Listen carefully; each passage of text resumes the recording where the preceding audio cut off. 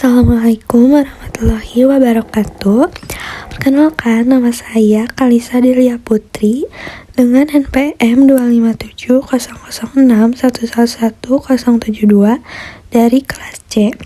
Pada kesempatan kali ini, saya akan mendemonstrasikan proyek ujian akhir semester saya untuk mata kuliah sistem digital.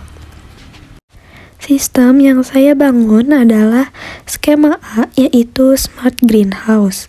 Fokus dari sistem ini adalah menciptakan lingkungan penanaman yang adaptif dengan menggabungkan pembacaan sensor lokal, kendali otomatis, pemantauan jarak jauh via Cloudblink, serta memanfaatkan data perkiraan cuaca eksternal melalui Open Weather Map API. Selanjutnya, di sini saya menggunakan beberapa komponen utama. Untuk komponen input terdapat 3 sensor dasar. Yang pertama, sensor suhu dan kelembaban udara menggunakan DHT22. Yang kedua, sensor kelembaban tanah menggunakan potensiometer slide. Dan yang ketiga, sensor cahaya menggunakan LDR. Selain itu, ada 2 tombol fisik, yaitu tombol mode dan tombol manual override.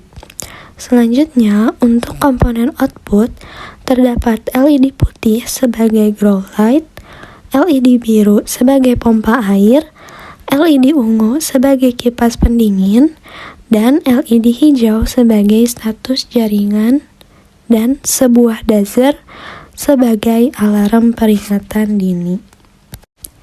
Nah, sekarang kita masuk ke bagian kode program. Kode ini dirancang dengan prinsip non-blocking programming menggunakan fungsi milis. Mengapa ini penting?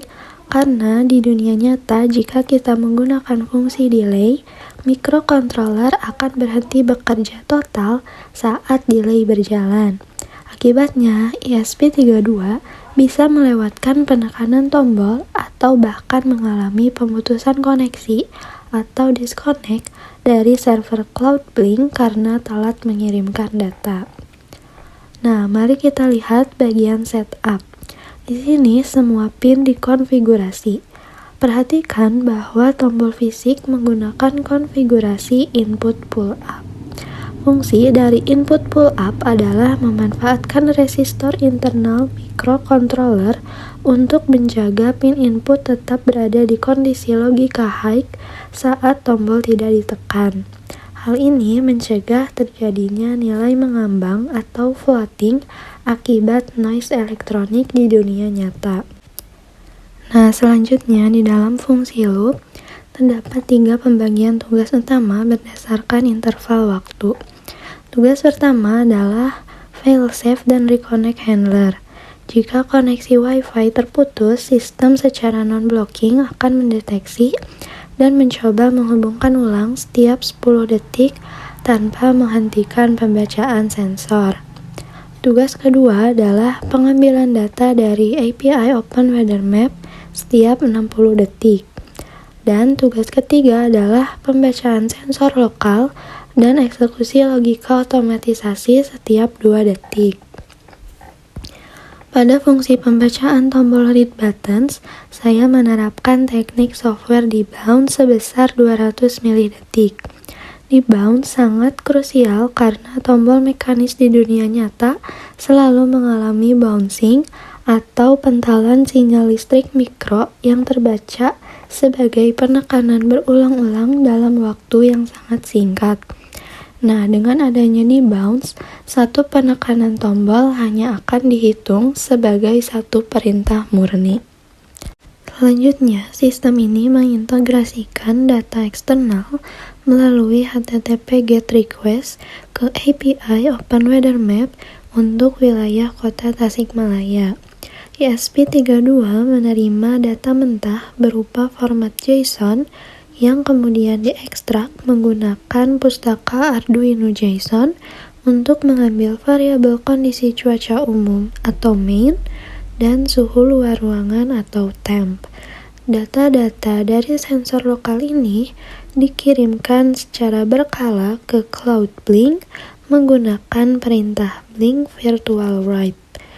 Pemantauan dilakukan pada pin virtual V0 untuk suhu, V1 untuk kelembaban tanah, dan V2 untuk cahaya. Selain mengirim data, sistem juga menerima instruksi balik dari dashboard Blink melalui fungsi Blink Right V3. Pengguna bisa mengubah mode greenhouse dari auto ke manual langsung lewat handphone atau browser mereka. Sekarang mari kita jalankan simulasinya. Saat pertama kali sistem dinyalakan, Anda bisa mendengar buzzer berbunyi singkat selama 0,5 detik. Ini adalah fitur uji coba mandiri untuk memastikan perangkat keras alarm berfungsi dengan baik sebelum sistem beroperasi penuh. Nah, perhatikan serial monitor di bawah. Ia langsung menampilkan data sesuai format wajib UAS, yaitu status Wi-Fi, Blink, status API, mode sistem, suhu, dan status peringatan. Sekarang kita uji mode auto. Jika kelembaban tanah kering atau nilai analog tinggi dan data dari API menunjukkan cuaca di luar ruangan sedang tidak hujan, maka pompa air atau LED biru akan otomatis menyala. Namun, jika status API cuaca berubah menjadi rain, pompa akan dibatasi agar hemat air karena sistem tahu di luar sedang hujan. Ini adalah bentuk adaptasi data eksternal. Selanjutnya, jika sensor cahaya LDR mendeteksi kondisi gelap, grow light atau LED putih akan menyala.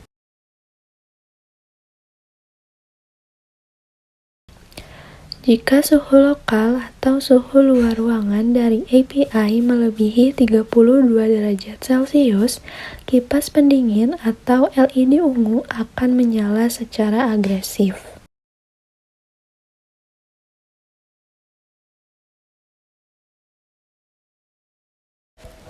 Sekarang kita uji kondisi darurat atau fail-safe system. Di sini saya akan menaikkan suhu DHT22 di atas 40 derajat Celcius.